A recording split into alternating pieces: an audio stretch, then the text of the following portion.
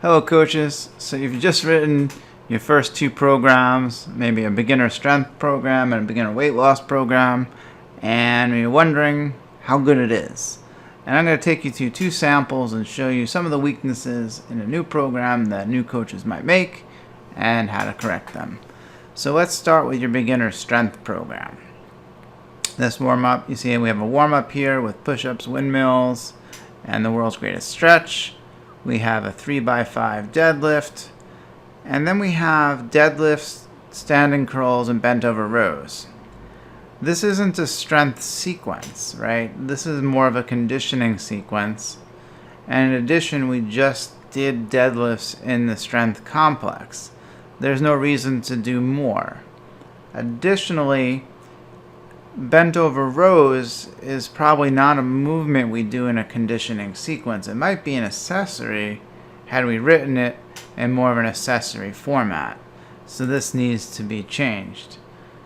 Curls is also probably not an accessory for a deadlift. So maybe the only accessory exercise we would have is here. Because again, this is a strength program, so there really shouldn't be any conditioning in it. Moving on to our next workout. It is based on the back squat, so we have some walkouts and Supermans for our warm-ups. And the same kind of mistake was made here. You can see we have squats, lunges, squats, step-ups. They're not really done in an accessory format, and you don't need to do more squats. Dumbbell squats are probably more of a scaling for a back squat. So you want to pick different exercises. You could pick a step up as an accessory, but this isn't the right sequence. Also, the reps doesn't really make sense. 5 dumbbell squats, I mean, I don't know why you'd bother doing 5 dumbbell squats. The reps are not right for this. The stretches, though, make sense. Hip flexor stretch, butterfly stretch. These are all good stretches for this kind of program. I wrote this one just as an example, something that might be better. So we have our warm-up, although I think 12 minutes is too long, and this is too much. This is getting to be, like a warm-up shouldn't be 12 minutes. That's just too much for like a 45-minute workout, so we want to do more like 4 minutes. And we might do knee push-ups for beginner. Plank rotation, medicine ball rotation. Those look fine. Here we have a bench press. We have 3x5. And then I put in dumbbell bench press. Dumbbell bench press is easier to do, and you can do more reps, but it also has different stabilizations. So doing a more stable and then slightly less stable exercise makes sense, and they kind of work different muscle groups because the dumbbells are independently supported. And then we can do as many rounds as possible of standing tricep push down, and then 50 meters push down with an infinity rope. That's like an endless rope.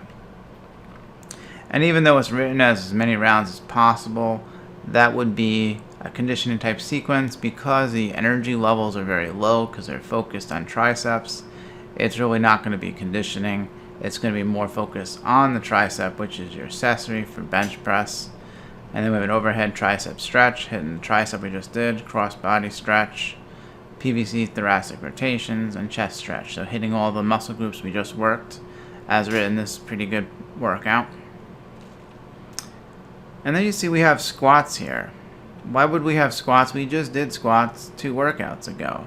There are, 8 major strength movements. I don't see why we should do squats, 2 days in a row like that. But moving on, I see thruster written as the strength exercise. Thrusters are not strength at all. Thrusters are conditioning. They're a CrossFit conditioning exercise. I've never seen anybody do 10 thrusters for load. There's no such thing. It's just not the right exercise for that. Push press, fine. Split jerk, fine. Thrusters, no. Again, why do more thrusters when we just did them, right? This is all conditioning. What is our focus? Our focus is strength, and then the movements required to do those better, those are accessories. Understanding the difference between conditioning and accessories is something new coaches struggle with from time to time, and you can see it right here. Next workout, we got deadlifts and lunges. So we're going to do staggered deadlift rep max, a staggered deadlift or a B stance deadlift. I don't usually do them for max weight because it can be tricky to do for people, especially in a beginner program. I'm trying to teach people how to do a regular deadlift. I don't really do staggered deadlift, maybe a B stance Romanian deadlift, but I don't know if it's the best exercise, right? Well, it depends on how many different variations. If it's a deadlift program, sure. If it's a beginner general program, I don't think we need to be doing staggered anything. We should be doing the standard movements, which are better. We've got 21, 15, 9, and then 10 dumbbell. So there's an issue here because this is the reps, right? And then this is also reps. So the reps are not in agreement. But even if they were, step ups, side lunges, and split lunges, again, this is conditioning kind of sequencing. I would probably do, if I was doing these movements, make more sense with the squat because they're more quad focused. I'd want to work posterior chain, lats, hamstrings, upper back, lower back. Those are your movements for the deadlift. Maybe grip, not lunges. It's different pattern. Moving down to presses and curls. Shoulder press, dumbbell chest press, dumbbell curls. Beginners need a lot more back, rear delts, and stuff like that. So I wouldn't want to do too many pressing type exercises. In addition, you usually would move from more complex to less complex movements. So I probably would do bench press here if I was going to do it, and then do the dumbbell shoulder press with the dumbbell curl because they both can be standing. That will decrease your transition time. And those are low energy movements, so you could do that in an AMRAP if you wanted to. But we already did bench, right? You don't need to do bench again. We just did bench not that long ago. What was it, 2 workouts up or 3 workouts up? People overdo bench. Bench is not that useful of an exercise. I hate to say it, but most people are in like a forward rounded position. Let's not round them forward. It just creates more shoulder problems. People need to be pulling more, working the muscles in their back to get their position fixed. And we're on to squats again. This is the 3rd workout out of 8 in squats. It doesn't need to be done that much in a beginner strength program. There's a lot of other exercises to pick. And we got squats and goblet squats, right? Actually, there's no strength movement here at all. It's an AMRAP. An AMRAP is by definition going to be conditioning focused if it's a high energy movement, which these both are. There's no reason to do thrusters and goblet squats together because the thruster has the squat in it. It's just not a strength sequence at all. The weights are not strength, and the timing isn't strength. Moving on to workout number 8, we got deadlifts and 3 rounds for time, bent over rows, curls, and squat jumps. So this is just like the first workout, right? If you're going to make 8 workouts, you should make them different. Don't make them the same. Why? Then it's not really 8, right? You're just repeating it. But we have four deadlifts here. Bent over rows, curls, and squat jumps. So squat jumps are a metabolic conditioning movement. It doesn't make sense to do there. Work the accessories again that you need for the deadlift. Maybe we do 90-90s for hamstring curls. Maybe we do some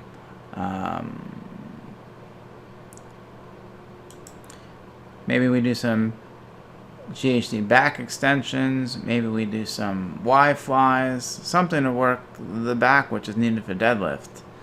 Curls, I don't know, it's just not that important to do. They would probably be in a row or pull-up based workout, which is not in this whole strength program. That's where they should go. And your pulling workout, which is missing from this program. All right, let's see what the conditioning program looks like. So we got rowing machine, jumping jacks, high knees. We're going to work skills on deadlifts, squats, and overhead press. Okay. And then the workout is push-ups, sit-ups, and air squats. This doesn't make any sense with these warm-ups and these skill works. This is also not really something all that I would put in for a beginner program. Those are generally warm-ups themselves. So, just 3 bodyweight movements for conditioning. It's kind of boring to do, and those are really warm-ups. So can't really review this because we're kind of missing everything. No need to pull out all this equipment to do a bodyweight focused workout, right? And as I already mentioned, I think we can do better than just push-ups, sit-ups, and air squats in a workout. All right, let's see if this one's better. AMRAP, 20 minutes, 200-meter row, 20 wall balls, and I don't know how many med ball slams. So this is okay in terms of times, I think. Air squats, group. Okay, the warm-ups make sense. There's too much again. You don't want to spend this much time on the warm-up. It's not necessary. An AMRAP like this is kind of lazy programming. And why do I say that? You really should give the member a target to do. So, how would I change this? Well, let's do a little cross out and give you an example. So we can do 4 time.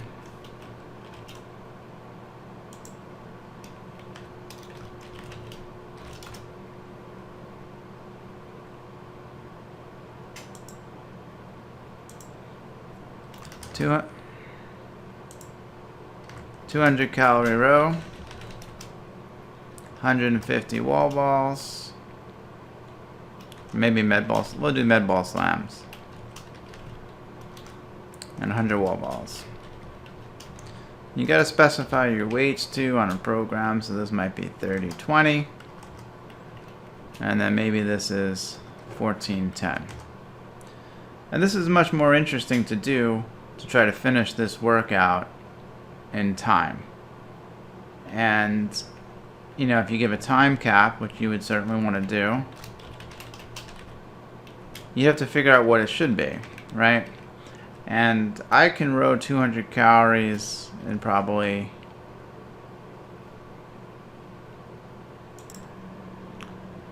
maybe about 12, we'll say 13 minutes, give or take. 150 med ball slams, probably 10 minutes. 100 wall balls, probably do that in like 6 minutes, right? So that gives me an RX style time. So we got 16 minutes plus that time cap, 30 minutes. Boom. You want to scale this for someone less experienced, decrease your reps or decrease your weight. That's the way you do it. Alright, let's move on to the next one. We got chest pass, which is probably a typo. Chest press. And then we got more chest press, tricep extension, dumbbell shoulder press. This is not conditioning at all. And this is strength and then conditioning that isn't actually very conditioning at all, right? This is a poorly written accessory sequence using the chest press again, which we shouldn't do. The only movement that makes sense maybe is a seated tricep extension. Although the seated tricep extension is a weak exercise, there's much better exercises than just using a tricep behind the back. Anyway, there's when you have good equipment, there's better choices. So there's really not much from this that I would keep. Okay. Here it looks like we have kettlebell swings for load. You don't do kettlebell swings for load. One, because it's, again, a conditioning sequence, so why are we doing it for load? B, the kettlebell swing is never done for load. It's done for time or it's done for reps. So right off the bat, this doesn't make sense. And then we got hamstring curls with Swiss ball, glute bridges, Swiss ball, and squat jumps. So these are accessory exercises or corrective exercises. They should be in the strength program. We don't do them for speed, right? We do them for quality. And mixing them with a conditioning movement like a squat jump, it doesn't really make any sense. Well, for one, you have to go up and down, but two, this is designed to like raise intensity, right? But we don't want to drive speed and intensity into these exercises. People hurt themselves. So you could mix just the swings and the squat jumps, right? So let's cross all this out.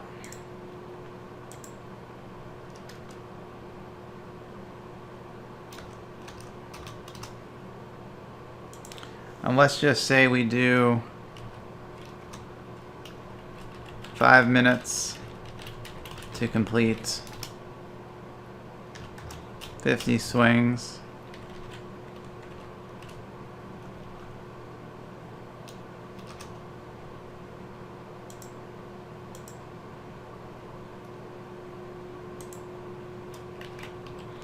And 50 TRX squat jumps, right? And to add some more volume to this, and we'll specify the weight for a beginner, 35, 31. And we should probably say that it's a two-hand swing as well. And then what we can do is we can do a decreasing time variation, so then it becomes 4.5 minutes to complete, right? And then continue this pattern till we get down to 3 minutes will be our target. And when we do it this way, we're going to drive intensity because it gets harder and harder to finish this exercise sequence as you go. This gives the beginner something to strive for of trying to finish this hard sequence after all that volume. This is a really nice workout. I think I'm going to put this in our CrossFit programming. See how people like this one. All right. Moving on with our list here. Dumbbell squats. You don't do dumbbell squats for load. You do back squats for load, right? It doesn't make any sense to do dumbbell squats for load when you have a rack. Maybe if you're at a home gym, but we have a full gym. Wall balls are conditioning. Dumbbell step-ups, conditioning, right? So you could put wall balls and step-ups together in their own conditioning workout. We probably don't need the dumbbell squats because you have the wall balls, which are still squats, right? So maybe these two together in some kind of sequence would be okay as a conditioning sequence. 5 rounds for time, 20 and 15. Yeah, I mean, that's okay. I wouldn't say it's the most interesting workout to do, but if we took out this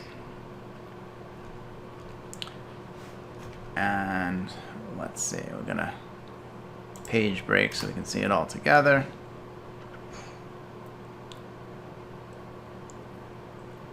$20 wall balls and 15 dumbbell step-ups. I mean, this is conditioning and it'd be okay. It's just kind of boring and we could do better, right?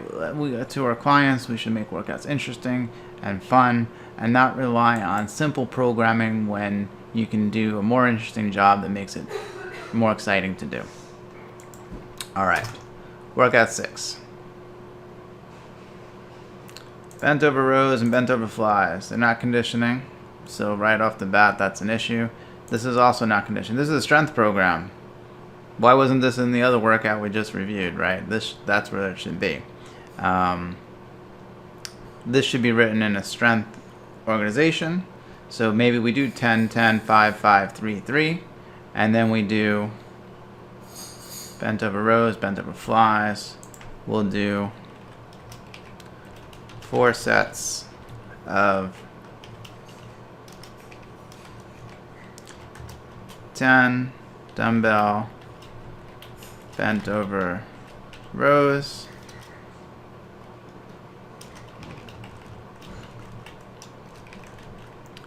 Ten. I wouldn't want to do 3 bent over exercise deadlift. It's too much, right? Let's do incline bench supported rows. And then we'll do 10 reverse cable flies. And then maybe we'll do 100 sit-up or ab mat sit-ups for time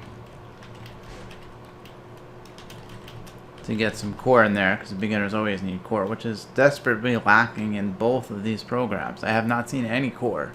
Core is so critical for beginner workouts. It must be in every beginner program, both strength and conditioning programs. All right, and then we can get rid of this. But this would be good for a strength program. This is a conditioning program, so it's not a good fit for this program. So I'm gonna mark it in red and then put a note. This would be good for a strength program. It's not conditioning. Alright, moving on to the next one. Sets for time. I think I saw this workout in the strength program, so now there's a lot of confusion going on with this coach, right? Because he put it in both programs. Well, it wasn't right in the other one. Maybe it's good in this one. It's still not good because we don't put thrusters and goblet squats together. There's other movements you could pair with a thruster for sure. How about the most basic one? Pull-ups. Could we pull anything in either program? Is it possible to do some pulling? Please. Why not go with a tried and true variation? 21, 15, 9. Thrusters and pull-ups. And maybe they're banded pull-ups because they're for beginners, right? But we'll go a little heavier because that's going to be too light. 95, 75. And this, of course, is Fran. But Fran only takes, 6 to 8 minutes. So we would need to write another conditioning sequence after this. That would make sense. And maybe we do our AMRAP here for 12 minutes. Quarter mile run. 15 overhead squats for beginner, maybe 45, 35 pounds, which of course is another standard CrossFit benchmark. Both of them are quick, and that'll work. I think the actual CrossFit benchmark is something like 5 rounds for time, but we can do an AMRAP. It does much the same function. All right, total body. 5 burpees, 10 mountain climbers, 15 froggers. I don't know what froggers are, but maybe there's some kind of jumping movement. And then glute bridges and hamstring curls on the GHR. Okay. These are accessories that probably belong in the deadlift program on the strength one. So again, we don't do this for speed. It's just not the right exercise. It's just going to degrade quality. And these are all, again, ground movements that doesn't have any equipment with it and probably can do better. So I probably wouldn't use this one. I mean, you could certainly use burpees or mountain climbers in a program, but you probably should have some, equipment that takes more muscle groups into account. There's nothing wrong with body weight movements, but they're always limited because they're generally pushing oriented or just squats, and you miss a lot of the function. Like we haven't seen any lateral flexion, any core flexion, any extension in this work, no rotation, And those movements you tend to need more equipment for, which is probably why I wouldn't spend my workout for beginner on an all-floor exercise like this. So, that was 16 workouts reviewed in 25 minutes. I hope this helps a lot of people in how to improve your programs. Good luck, and thank you for joining me today.